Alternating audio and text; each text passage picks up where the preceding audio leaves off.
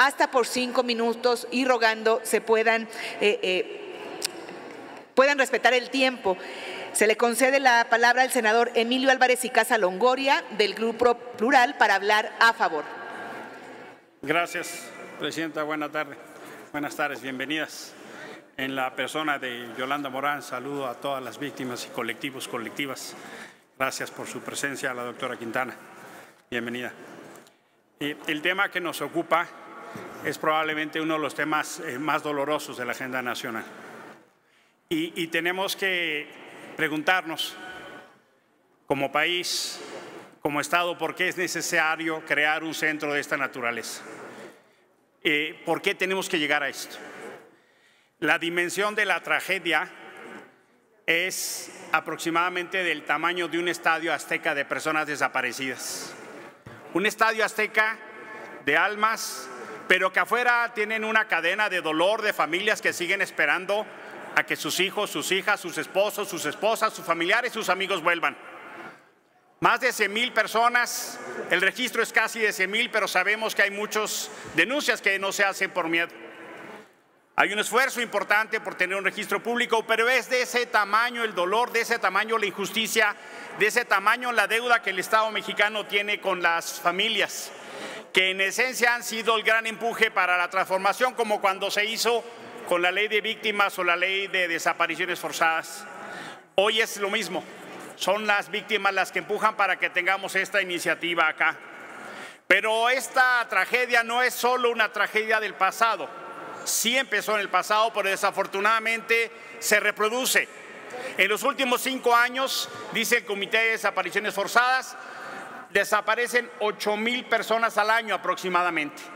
De seguir la tendencia como va, esta va a ser la administración o el gobierno con más personas desaparecidas en la historia. De ese tamaño es la tragedia. No solo es un problema del pasado que sí empezó en el pasado, pero que hoy se sigue reproduciendo.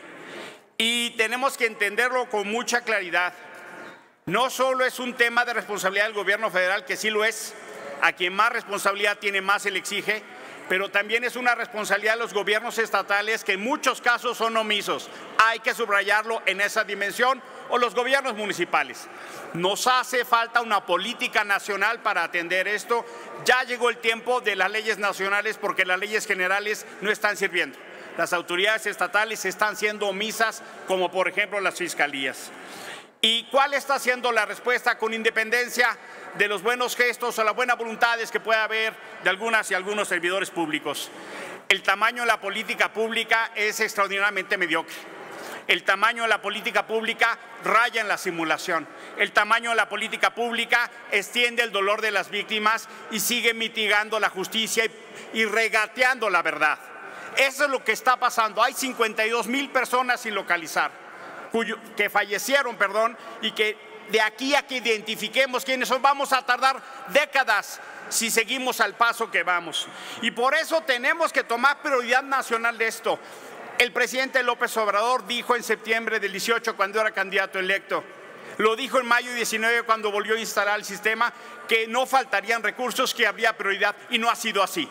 La verdad es que está muy lejos de que eso suceda y miren, la Comisión Nacional de Búsqueda hace lo que puede con los recursos que tiene y eso lo reconozco, pero le tiene que dotar de recursos, de personal y de capacidad. La Fiscalía General de la República es uno de los principales obstáculos hoy por día. Las fiscalías estatales son un absoluto obstáculo para la justicia de las víctimas.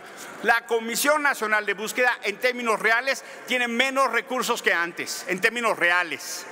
Eso sí, la Sedena tiene 80% más presupuesto. Las víctimas no son prioridad presupuestal. Podrá haber discursos muy bonitos, podrá haber gestos, pero no se puede darle migajas a las víctimas. Se quiere y se requiere que entender que esto es una emergencia nacional y se tiene que actuar en correspondencia.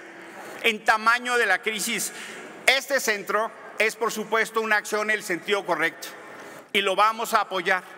Pero por supuesto que hay observaciones y hay preocupaciones inclusive dentro del movimiento.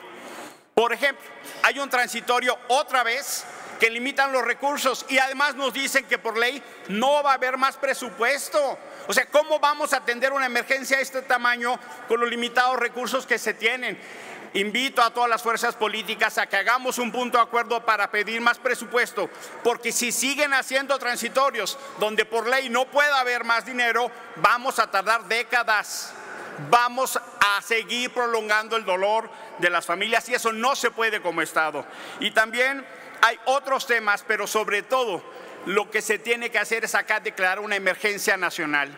Lo que se tiene que aquí hacer es acudir a la comunidad internacional como pasa en un desastre. Las dimensiones de lo que aquí vivimos es de la dimensión de un desastre. Es como un tsunami de dolor y de injusticia. Necesitamos a la cooperación internacional, necesitamos un mecanismo internacional que venga a generar las condiciones de justicia, de verdad y reparación para que esto no se repita. Qué bueno que hay un centro, lo vamos a apoyar, vamos a pedir su vigilancia. Las familias están ahí haciendo lo que corresponde, pero necesitamos una política a la altura de la dignidad de las víctimas. La respuesta que estamos dando como Estado es absolutamente mediocre, es absolutamente pobre e injusta. Qué bueno que hay un centro acá, qué bueno que insisten, no dejen de hacerlo, porque la verdad es que el tamaño de la distancia que existe entre el dolor y la respuesta es el tamaño de la injusticia. Muchísimas gracias por su atención. Gracias, senador Álvarez y Casa.